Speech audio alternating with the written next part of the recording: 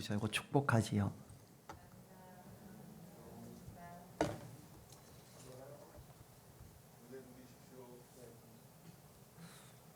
예. 우리 허명진 성도님 오랜만에 얼굴 봐서 너무 반갑습니다. 네.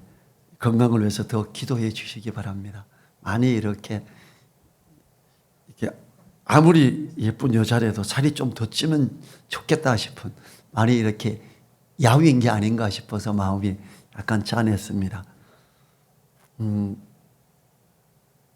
코로나가 교회를 통해서 많이 됐고, 특히 고양시에서 2개 교회를 통해 많이 번졌지요.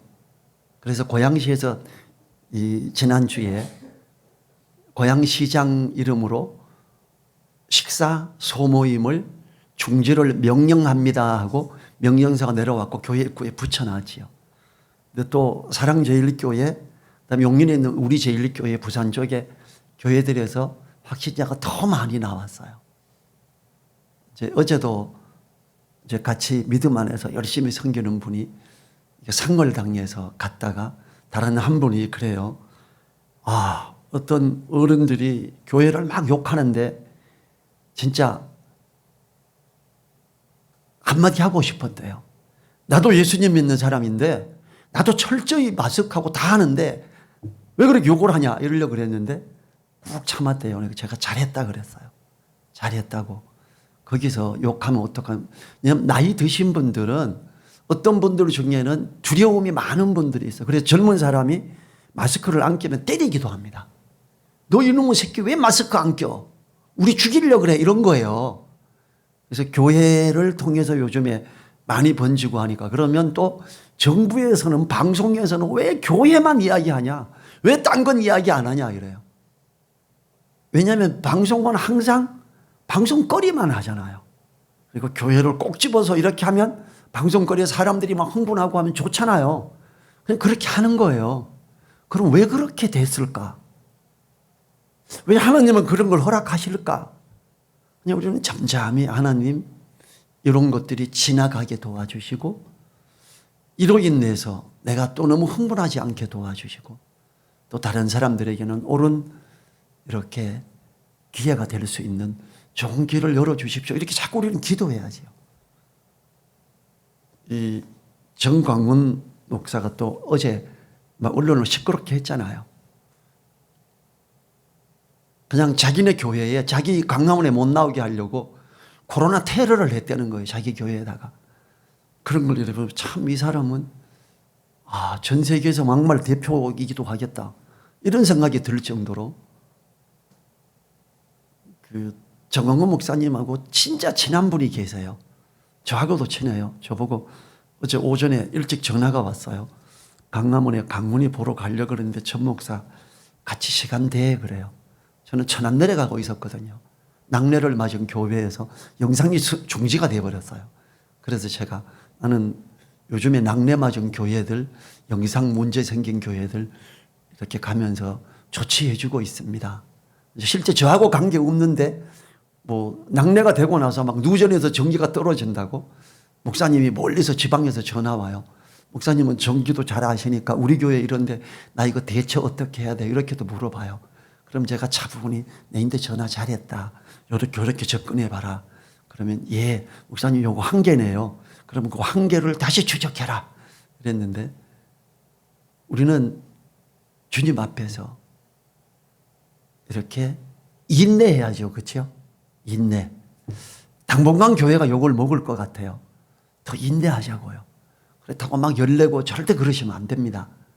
실제적으로 교회를 통해서 제일 많이 지금 번지고 있어요. 안타깝지요. 우리가 다 지금 참 감사하게 전부 마스크를 하고 있어요. 또 교회 동안 마스크를 누가 막 사주기도 하고, 또 교회에서도 준비도 해놓고 해서 마스크 안 끼고 오신 분에게 쓱 갖다 드립니다. 이거 이제 계속 할 거지요. 그렇게 하는 게 맞잖아요. 그래서 우리가 사람들에게 욕먹을 것을 하지 말자. 그리고 위험한 건 우리가 차단을 하자. 이렇게 해야 되겠습니다. 오늘은 잠언 3장이에요. 잠언 3장은 진짜 중요한 교훈을 핵심적으로 담고 있는 구절이 집중적으로 있는 장이기도 합니다. 제목을 뭘로 할까 하다가 은총과 기히 여김을 누리자 이렇게 제목을 잡아봤어요. 오늘 말씀은 각기 두 구절이 한 쌍으로 되어서 첫 번째 절은 하나님을 경외할 것을 명하는 내용을 다루고 두 번째 절은 그에 따른 축복을 소개하는 형식으로 다 이렇게 전개되고 있어요.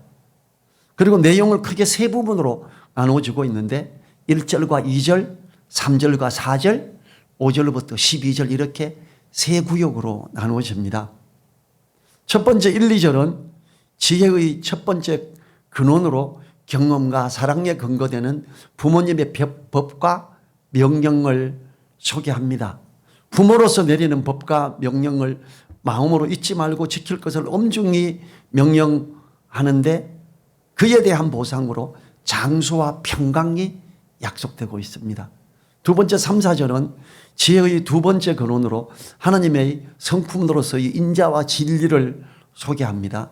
하나님의 성품으로서의 인자와 진리를 마음에 새기고 소유함으로 징표를 삼아야 함을 강조하고 있지요.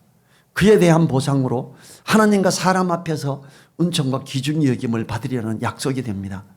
자, 하나님 보시기에만 칭찬받을 만한 게 아니라 사람들이 보기에도 칭찬받을 만하게 하는 것이 이렇다 이렇게 하죠. 세 번째로 5절부터 12절은 지혜의 세 번째 근원으로 창조자와 주권자인 여호와에 대한 신앙을 소개하지요. 마음을 다해 하나님을 의뢰하고 경외하며 공경하여 섬김으로 여호와의 징계를 겸허히 순복하라고. 그렇게 하면 하나님이 당신들의 길을 지도하며 건강하게 은혜를 누리게 된다. 이걸 이야기하고 있죠. 오늘 말씀 본문에서는 보약이 나와요. 네 몸의 양약이 진짜 좋은 보약이 뭔가? 녹용일까? 인삼일까? 산삼일까? 오늘 성경은 하나님의 말씀이라고 이야기합니다. 1절과 2절 봅니다. 내 아들아 나의 법을 잊어버리지 말고 내 마음으로 나의 명령을 지키라. 그리하면 그것이 너로 장수하여 많은 해를 누리게 하며 평강을 더하게 하리라 그래요. 내 아들아는 전하는 자와 듣는 자의 관계를 확인시키죠. 부모가 자녀에게 그 이야기하는데 나의 법, 나의 명령이라고 표현하는데요. 이거는 내가 선택할 수 있는 걸 말하는 게 아니죠. 무조건 해예요. 취사 선택 가능한 것이 아님을 나타내는 거지요. 법이나 명령은 불순종할 때 징벌이 따르는 것으로 반드시 이해하고 간직하고 지켜야 할 바를 명하고 있지요. 그러나 본 말씀에 징벌을 말하는 것이 아니라 하나님의 은혜를 누리게 되는 것이므로 반드시 지킬 것을 강조하는 것입니다. 부모가 자녀에게 명하는 명령을 지킬 때 누리는 복된 것이 평강 가운데 장수하는 것입니다. 이것은 하나님이 10계명 중에 제5계명에서 이 약속한 복이지요. 그리고 신약에서 다시 이야기하지요. 10계명 중에 특별히 신약에서 그 부분을 따로 발췌해서 복을 약속하는 경우 굉장히 중요하기 때문에 반복되는 것은 어떤 강조를 나타내는 거죠. 에베소서 6장 1절부터 3절이죠. 자녀들아 너희 부모를 주 안에서 순종하라. 이것이 옳으니라. 내 아버지와 어머니를 공경하라. 이것이 약속 있는 첫 계명이니 이는 내가 잘되고 땅에서 장수하리라 그럽니다. 이로 보건대 본문은 하나님이 약속하시는 복된 것을 누리게 하고 싶은 부모의 간절한 마음을 담은 말씀이지요. 자녀를 향해서 하나님의 약속하신 복된 것을 누리게 하려는 부모의 간절한 마음의 호소는 그 다음 구절에서도 잘 나타납니다. 여러분 자녀가 잘 되기를 바랍니까? 공부 잘해, 좋은 학교 가, 이런 자격증 따. 그게 어떤 걸 좋게 할 수 있지요. 근데 그 근원적인 진짜 잘 되는 것, 너 엄마 아빠 말 잘 들어. 하나님의 약속이 뭔지 아냐? 너 엄마 아빠 말 잘 들을 때 엄마 아빠를 향해 순종하고 공경할 때 너가 이 땅에서 잘 되고 장수하는 거야. 잘 되고 싶으면 엄마 아버지 말 잘 들어. 이게 하나님의 약속이다. 이게 첫 번째야. 하나님의 약속 얼마나 중요하면 10계명 중에 1계명부터 4계명이 하나님을 향한 계명이죠. 안식일을 지켜라, 여호와를 경외하라 뭐 쭉 나오는데 다른 어떤 것도 형상을 두지 마라 이런 것들이잖아요. 사람과 사람을 향한 계명의 첫 번째가 5계명이고 그게 부모를 향하여 순종해라, 공경해라 이렇게 나오는 부분이잖아요. 오늘 1, 2절은 그런 부분이죠. 이번에 3절과 4절을 봅니다. 인자와 진리로 내게서 떠나지 않게 하고 그것을 내 목에 매며 내 마음판에 새기라. 그리하면 내가 하나님과 사람 앞에서 은총과 기중이 여김을 받으리라. 여기서 솔로몬이 지적하는 바 떠나지 않게 간직할 것 그리고 적극적으로 목에 메고 마음판에 새기라고 명령하는 것은 인자와 진리로서 하나님의 대표적인 성품을 마음에 두고 간직할 걸 이야기하는 거지요. 인자는 히브리어 헤세드예요. 사랑, 은혜, 인애, 자비, 친절, 온정, 연민, 경건 등의 풍넓은 의미를 가지고 있고 경건을 제일 많이 강조하는 부분이기도 합니다. 진리는 이 에메트로서 확실함, 견고함, 진실함, 참된 것. 우리가 보통 진리, 참된 것 이걸 말하지요. 하나님의 말씀이 이에 해당하고 있습니다. 솔로몬은 진리를 향한 이러한 명령은 신명기에서 모세를 통해 하나님의 말씀하시는 것과 같습니다. 지금 솔로몬이 지금 이 진리를 내게서 떠나지 않게 하고 내 목에 매며 마음판에 새기라는 거는요. 신명기에서 있는 말씀을 다윗이 가르쳐서일 겁니다. 이스라엘의 왕은 이 두루마리를 하나님의 말씀을 따로 다 가지고 있어서 볼 수 있었지요. 신명기 6장 7절부터 9절 제가 몇 번째 말씀하는 것 같아요. 내 자녀에게 부지런히 가르치며 집에 앉았을 때든지 길에 행할 때든지 누웠을 때든지 일어날 때에든지 이 말씀을 강론할 것이며 너는 또 그것을 내 손목에 매며 기호를 삼으며 내 미간에 붙여 표를 삼고 이 부분이죠. 보면 그것을 내 목에 매며 그래요. 기호를 삼아라. 오른손목에 매며 이걸 보고 간직해라. 내 마음판에 새기고 이렇게 말하고 있지요. 모세가 이렇게 하나님 말씀을 가르치고 손목에 메고 문에 붙여서까지 하려는 것은 말씀대로 삶으로 하나님의 성품이 나타나게 하려는 것이지요. 우리가 자녀를 성공적으로 자라게 하려면 하나님 말씀을 마음판에 새기고 목에 매므로 말씀 안에 살게 해야 합니다. 이처럼 말씀 안에 사는 자녀는 하나님과 사람에게 은총과 기중이 여김을 받기 때문입니다. 하나님과 사람을 향하여 사도 바울이 양심의 거리낌이 없기를 힘쓰노라 이런 고백을 한 적이 있어요. 하나님과 사람 앞에서 귀히 여김을 받는데 하나님과 사람 앞에서 양심의 거리낌이 없기를 힘쓰고 하나님과 사람 앞에서 그 말씀을 목에 매며 마음판에 새기고 나가는 사람은 하나님이 잘하였다. 내 충성된 종아 이럴 수 있고요. 사람들이 야 진짜 그리스도인이다. 야 멋지다. 이렇게 칭찬 들을 수 있습니다. 그래서 어떤 부자가 된다 이런 걸 말하는 건 아닙니다. 사람들은 다 그러면 부자 돼 잘 살아. 잘 살아를 경제적인 많은 취득을 꼭 말하는 것 같아요. 지금 하나님과 사람 앞에서 귀히 여김을 받는 것은 때로는 재물의 어떤 걸 포기하면서까지 말씀 안에 있고자 할 때 하나님이 그를 칭찬하며 사람들이 와 진짜 그리스도인이다 와 이렇게 칭찬하게 되겠지요. 어쩌면 굉장히 가난해질 수도 있습니다. 이 사람이. 그런데 하나님과 사람 앞에 귀히 여김을 받게 되는 그 사람은 말씀을 목에 메고 이렇게 살펴보며 마음판에 새기고 이 머리에 두면서 항상 묵상하는 사람이죠. 주야로 말씀을 묵상하며 자 암송을 하면 어때요? 복잡한 전철을 타거나 버스를 타고 갈 때도 그 말씀을 눈 감고 묵상할 수가 있습니다. 암송을 할 때 가능해지는 일이지요. 몇 장 몇 절을 정말 토시 하나 틀리지 않고 암송을 하며 그 말씀을 오늘 하나님 이 말씀을 묵상합니다. 이렇게 할 때 하나님이 얼마나 귀히 여기시겠어요. 그렇죠? 그리고 그 말씀을 묵상하면서 그렇게 잊고자 하는 자를 다른 사람들이 볼 때, 야, 다르다. 진짜 기독교인이네. 진짜 그리스도인이네. 이런 말을 하겠지요. 솔로몬은 하나님과 사람 앞에서 은총과 귀중히 여김을 실제로 누린 사람이지요. 하나님이 주시는 아무도 따라올 수 없는 지혜로 부와 명예를 모두 누리는 은혜를 누렸습니다. 열왕기상 4장 34절에서 모든 민족 중에서 솔로몬의 지혜의 소문을 들은 천하 모든 왕 중에서 그 지혜를 들으러 왔더라. 많은 나라의 왕들이 솔로몬에게 지혜를 들으러 와요. 솔로몬이 제일 첫번에 왕이 되게 될 때 하나님이 내가 너에게 뭘 주기로 했냐고 하나님 저에게 지혜를 주십시오 그랬어요. 하나님이 전무후무한 지혜를 솔로몬에게 줬지요. 그래서 믿지 않는 사람들도 솔로몬의 지혜 그러면 이게 뭔 말인지 압니다. 그렇지요? 그가 아버지 다윗으로 말미암아 말씀의 가르침을 받으며 그걸 어떤 때는 다윗이 이거는 목에 매라. 예 아버지. 그리고 목에 매기도 하고 이거는 마음판에 새겨 외워. 예 제가 외웠습니다.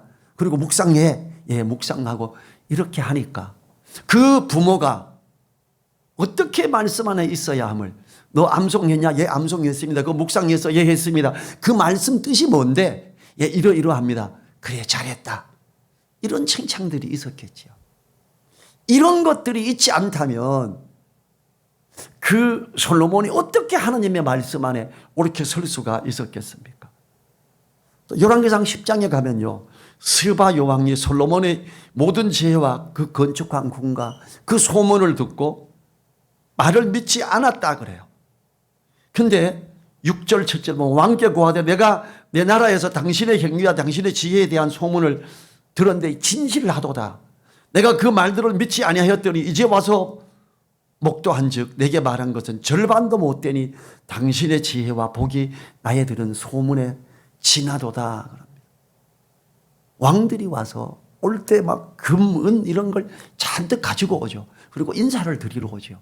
왜 이 좋은 멋진 왕에게 왕이 다스리고 있는 어떤 걸 보면서 어떤 기구들을 어떻게 잘 놓고 있나 보면서 여러분 다윗과 솔로몬 때에 하나님의 성전에 올라가는 그 길이 왕궁에서부터 곧바로 계단이 있어서 그냥 나가면 하나님 앞에 나가는 그런 구조로 되어 있었어요. 아, 여호와 경외하는 것이 이렇게 중요하구나. 이 왕이 이렇게 지혜로운데 하나님 앞에 나가는 이런 게 있었구나. 이런 걸 보여주면서 사람들이 감동을 잊기 시작했지요. 우리가 진리로 인자와 진리로 하나님의 경외함과 진리의 말씀을 떠나지 않고 있으면 하나님과 사람들 앞에서 귀히 여김을 받게 됩니다. 우리도 그렇고 자녀들에게도 이걸 강조해야 되겠지요. 5절과 6절 보죠. 또 굉장히 중요한 말씀인데요. 너는 마음을 다하여 여호와를 의뢰하고 내 명철을 의지하지 말라. 너는 범사에 그를 인정하라. 그리하면 내 길을 지도하시리라. 내비게이터에서는 요 구절을 인도의 확신이라 그래요. 하나님 앞에 인도를 확실히 받는 방법이 뭐냐? 이 구절을 이야기합니다.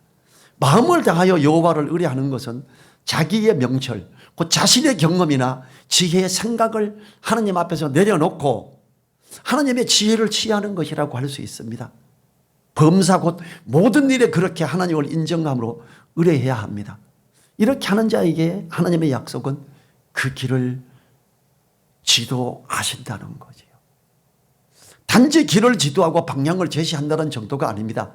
길을 지도하는 공개하게, 바르게 하게, 평탄하게, 번영하게 하다라는 풍부한 축복의 의미가 담기는 겁니다. 하나님 앞에서 은혜를 누리는 하나님과 사람 앞에 칭찬을 귀히 여김을 받는 그 길을 가르쳐 줌을 이야기하지요. 솔로몬의 아버지 다윗이 이처럼 하나님을 전적으로 의뢰하는 삶을 살았습니다. 다윗은 무엇을 하든지 행하기 전에 반드시 여호와 하나님께 묻고 하나님의 인도의 뜻을 구하는 삶을 살았습니다. 전쟁이 일어났습니다. 다윗이 한 걸 한번 보죠. 사무엘하 5장 19절 다윗이 여호와께 물어 가로되 내가 블레셋 사람에게 올라가리이까 여호와께서 저희를 내 손에 붙이시겠나이까 여호와께서 다윗에게 말씀하실 때 올라가라 내가 단정코 블레셋 사람을 내 손에 붙이리라 하신지라. 다윗은요 전쟁에 나갈 때에 하나님께 전적으로 의뢰하면서 그 길이 평탄케 되므로 큰 승리를 했습니다. 다윗은요 골리앗과 싸울 때에도 청년의 때지만 만군의 여호와의 이름으로 나가서 아무도 예측하지 못하는 큰 승리를 이끌었던 하나님을 의뢰하는 사람이었습니다. 다윗이 왕이 되고 많은 전쟁에서 이길 때 얼마나 많은 전쟁의 경험이 있습니까?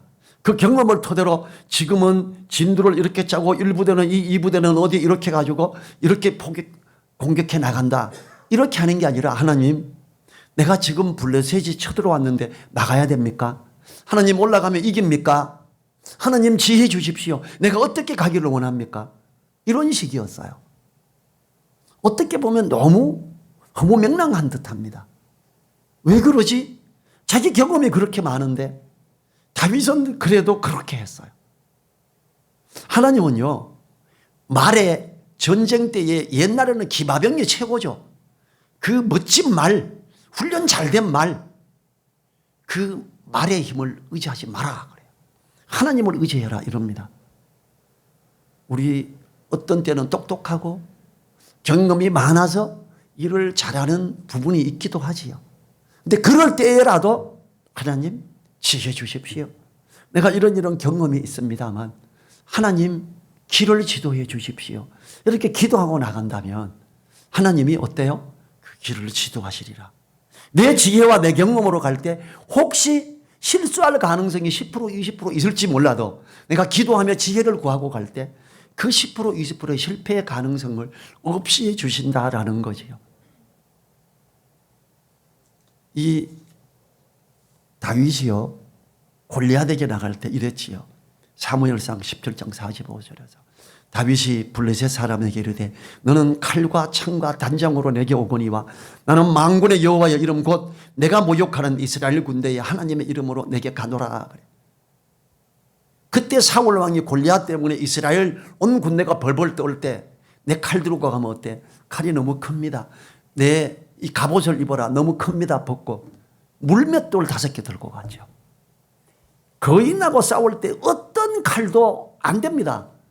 물맷돌은 멀리서 돌려서 핑 던지면 날아가는 근접하지 않고 싸울 수 있는 무기였지요.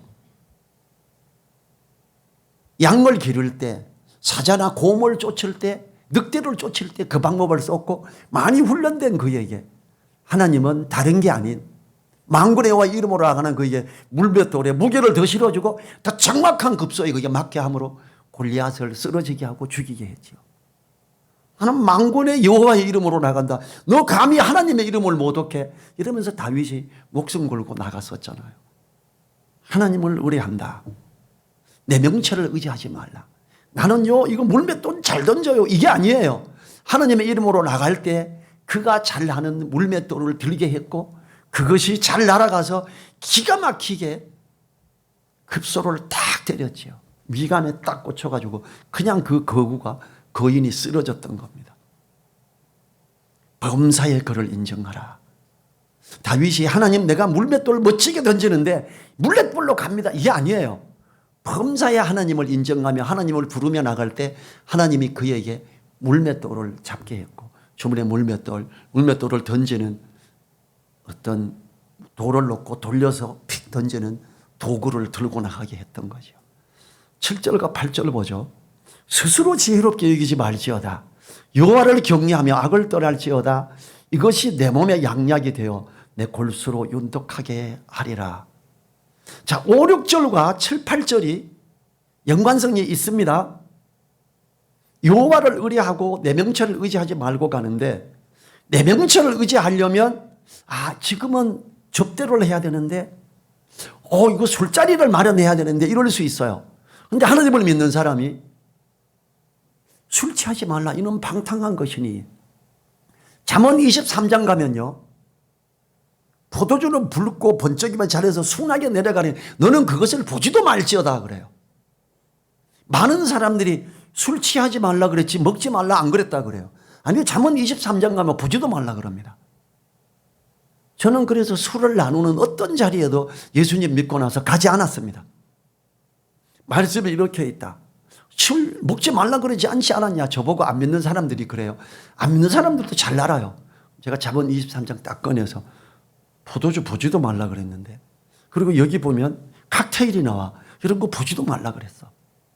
미안한데 나 안 가.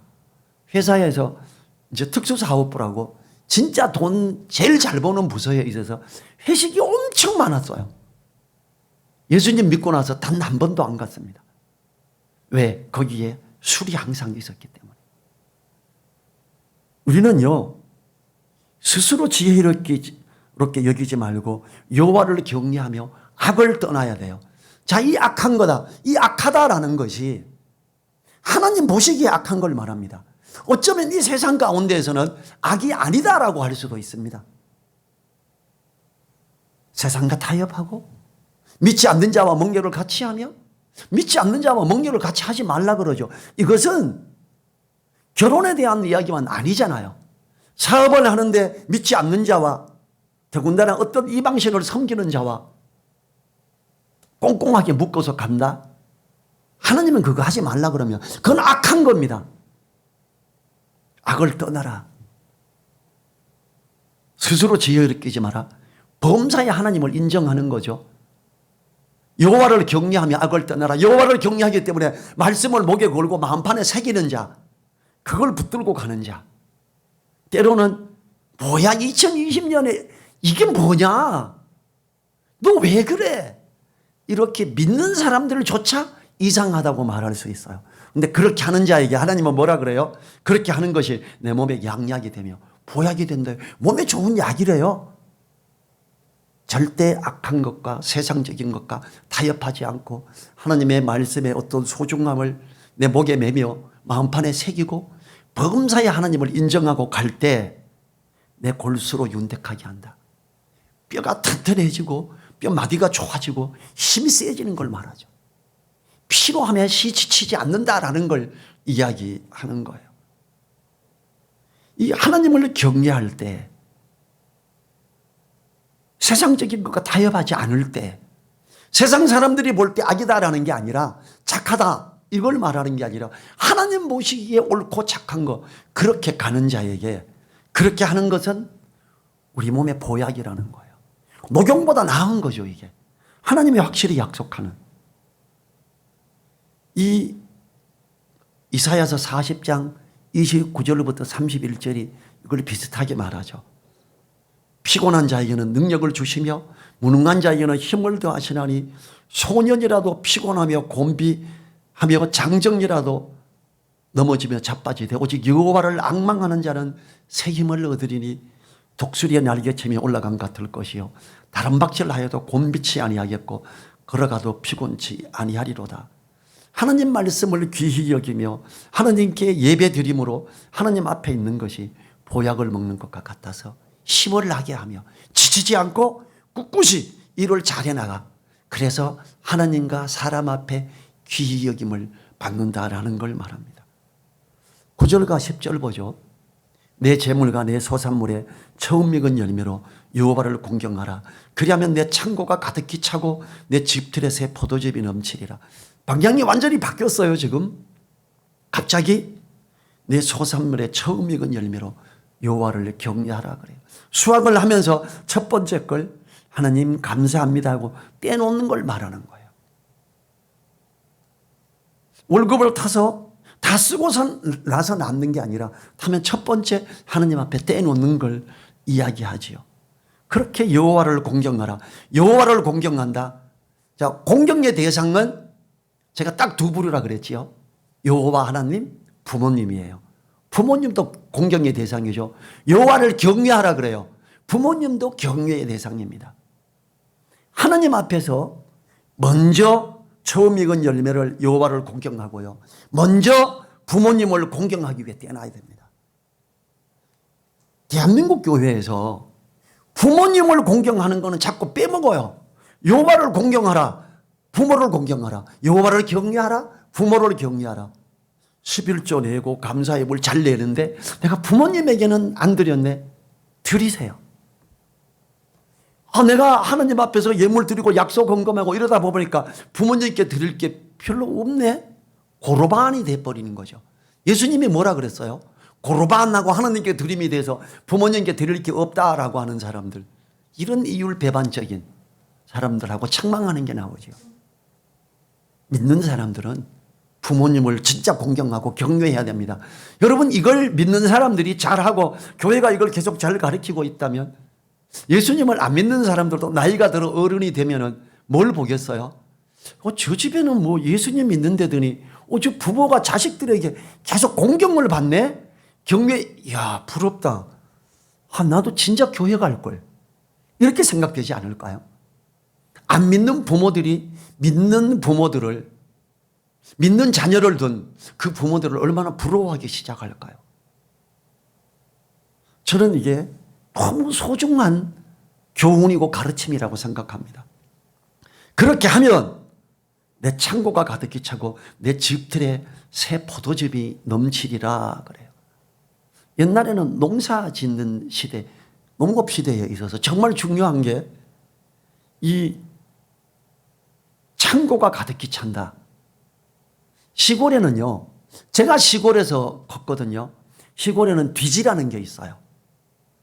그래서 곳간이 있고 거기에 가득히 차. 거기 다 못 넣을 때는 어떻게 하나 하면 아직 타작하지 않은 이 들판의 마당에 곡식들을 막 쌓아놔요. 잔뜩. 그리고 이게 지프로 날개를 엮어서 쭉 덮어놓습니다. 그리고 이제 대부분 시골에서 뭐 거두는 게 많으니까 이제 우리도 뭐 논밭이 한 20마디씩 됐으니까 굉장히 양이 많았어요. 일도 진짜 열심히 했었는데, 그러면 이제 그 농협에, 정부에 그거 납품하러 가지요. 그러면 하고 먹을 걸 창고에 그득히 쌓아놓습니다. 진짜 시골에는 많이 있습니다. 1년 내내 먹을 거 잔뜩 놔둬요. 농사 지면. 요즘처럼 월급 받고 통장으로 돈이 아니라 쌀 사 먹는 게 아니라 농사 지어서 하는 거니까. 근데 창고가 가득히 찬대요. 부지런히 일하는 사람, 밭을 잘 돌보는 사람들이 그렇게 열매가 가득해지거든요. 비 안 올 때 물을 퍼서 갖다 들어 부어야 되고, 풀이 막 나면 풀을 열심히 뽑아야 되고, 그러면 잘 돼요. 근데 이런 이스라엘에서 창고가 가득히 차려면, 이스라엘은 우리나라보다 비가 훨씬 적게 오는 나라입니다. 하나님이 하나님 앞에 옳게 있을 때 천수답, 어떤 물길이 있어가 하는 게 아니라 하늘에서 비가 오면 되고 안 나오면 안 되는 곳이에요. 거기는 천수답에 있는 그들에게 이른 비와 늦은 비를 때를 맞춰 주시는 하나님. 그래서 그 열매를 풍성하게 해주시는 하나님을 이야기하죠. 집들의 새 포도즙이 넘치리라 그래요. 포도가 열매가 너무 실하게 열리니까 포도주를 짜는데 넘친다라는 걸 이야기.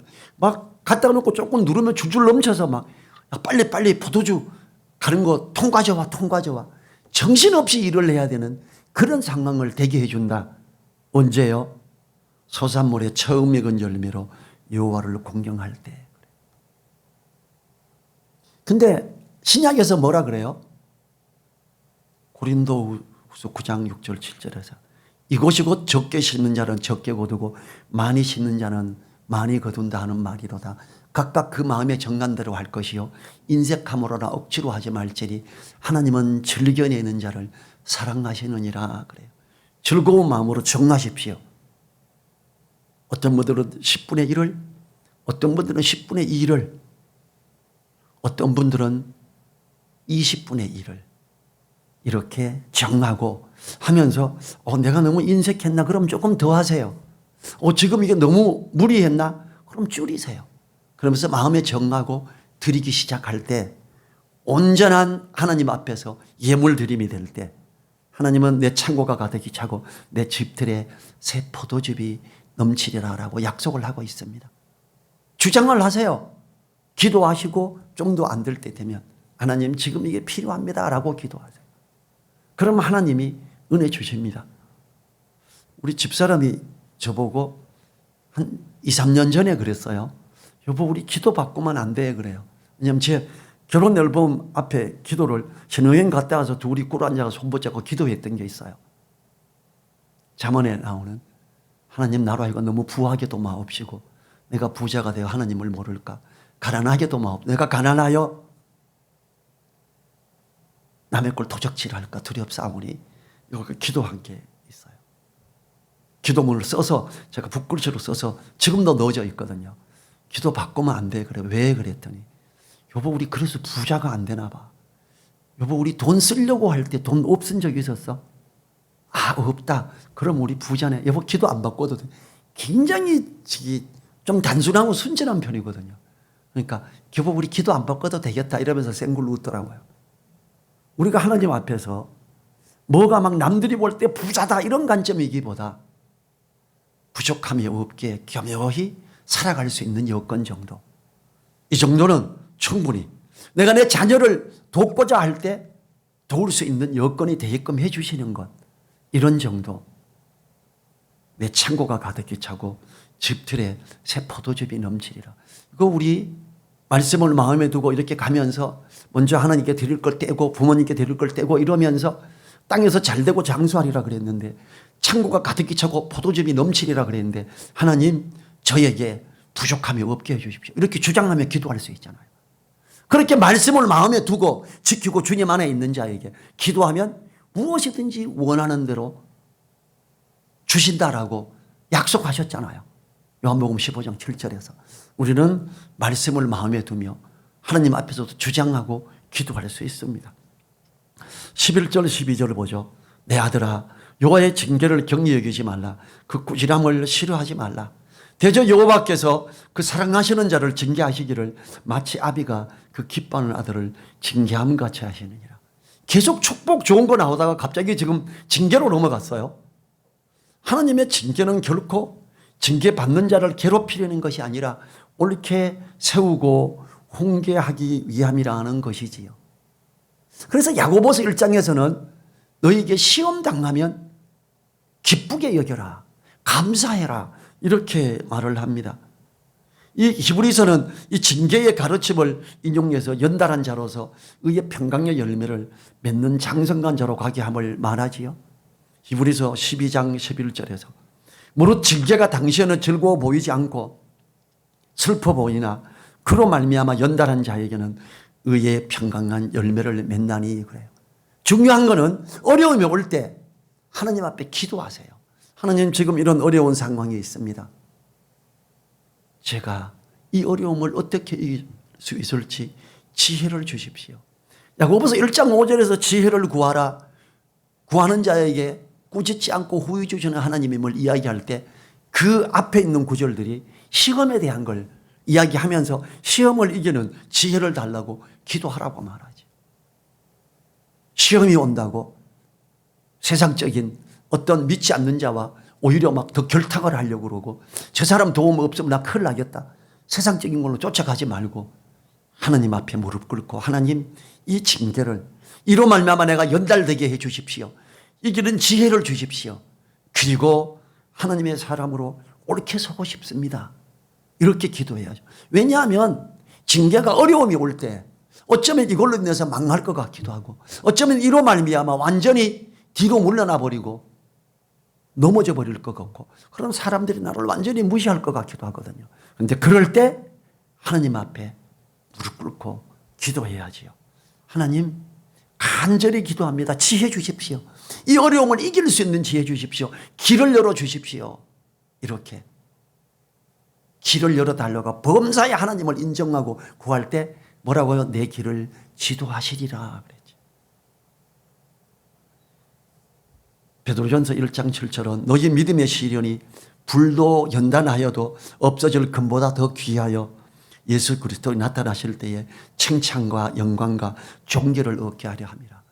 오늘 한 구절 한 구절에서 제시하고 그 다음 구절이 약속을 하고 계속 반복되며 하다가 갑자기 마무리해서 징계를 경계하지 마라. 꾸지람을 싫어하지 마라. 대저 여호와께서 그 사랑하시는 자를 징계하시기를 마치 아비가 그 기뻐하는 아들을 징계한 같이 하시느니라. 어려움이 오면 감사하십시오.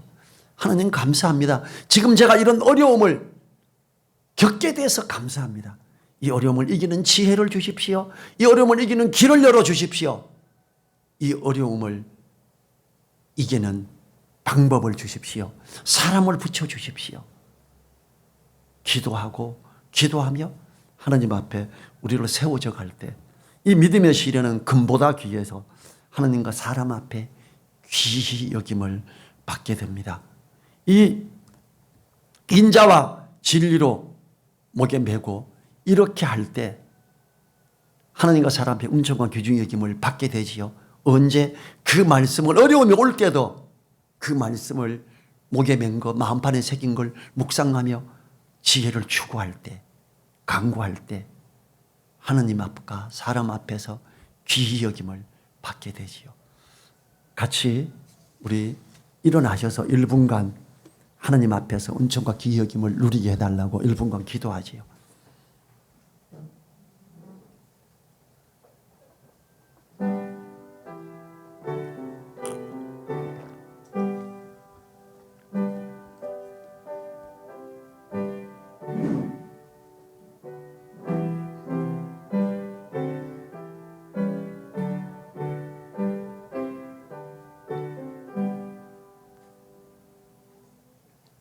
주님 감사합니다. 우리가 진리로 우리에게서 떠나가지 않게 그 생각나게 하는 인도하게 하시는 말씀들을 목에 매며 마음판에 새기고 묵상하면서 하나님과 사람 앞에 은총과 귀중히 여김을 누리는 자 되게 하여 주시옵소서. 하나님의 약속하시는 많은 것들, 범사의 하나님을 인정하며 우리의 명철을 의지하지 않을 때 우리 길을 지도하신다고 하셨는데 우리가 그렇게 갈 수 있도록 도와주시옵소서. 범사의 하나님을 인정하며 감사하며 기도하는 우리 되어 은총과 귀히 여김을 받기를 간절히 바랄 때 우리를 사랑하시며 함께 하시는 예수님 이름으로 기도했습니다. 아멘. 지금은 우리를 사랑하시며 우리와 함께 하시며 역사하시는 우리 주 예수 그리스도의 은혜와 말씀을 붙들고 나아갈 때 우리에게 힘을 주시며 우리 오른손을 붙드시며 이기게 하시는 이김을 주시는 하나님의 그 크신 사랑과 성령님의 감동 감화 교통하심이 머리 숙인 한 분 한 분들 그 머리 위에와 그 가정 위에 그 일터 위에 우리 늘사랑 교회 위에 이제로부터 영원토록 함께하여 주시기를 간절히 축원하옵나이다. 아멘.